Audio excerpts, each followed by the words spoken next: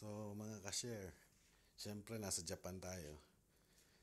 Eto, namili po tayo ng lures, poppers, tatlong popper, dalawang pencil, yan,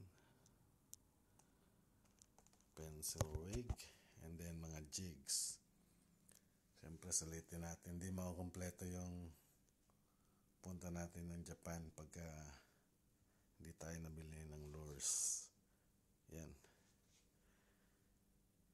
Ayos ah. So, tsaka mga beads. Mura lang dito kasi mga tag $1 lang yan. $1 mahigit ang isa. Ito, medyo may kamahalan ng konti pero not bad. Mga $5 siguro. $7.92 yan. Yan. Tapos, mga glow jigs. Yan, 742. So, mga $5 po yan. Murang-mura lang. Yan. 742. Tapos mga glow jigs. Yan. 8. Ano yan? 869. Mura lang. Ito ang gusto ko. Pencil. Magagamit po natin yan sa Guam. Pencil lure. Shimano. Ayan o.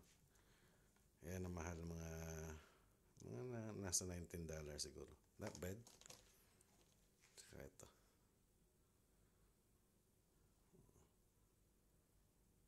Ayan. Sardine ball. Flash boost. Shimano din. Ito yata, dito Shimano, pero magandang kulay para sa Guam. Tapos yan. Ang brand to. Basta-basta lang ako kumuha eh. Pero I think it will work sa Guam. And pagka addict po kayo sa fishing, ganyan nangyayari. Na overbuy kayo minsan. Yan, glow to glow. Tawag dyan. Sardine din. 880. Not bad. Ito glow. Glow din yan. 693. Tapos isa pa. Glow din to. Sana gumana yan sa Guam. 693. So tapos marami tayong biniling beads. Okay. Sana pakinabangan natin yan. Sana magustuhan itong video natin na short. Unbox po natin to pagdating natin sa Guam.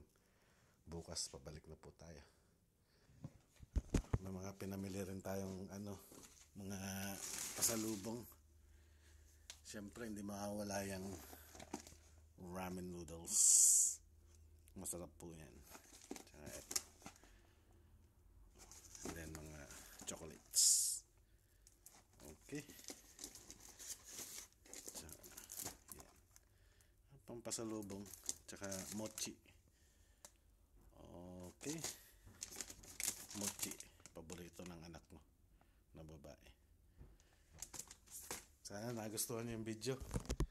Hopefully I'll see you soon sa Guam. Alright mga ka-share.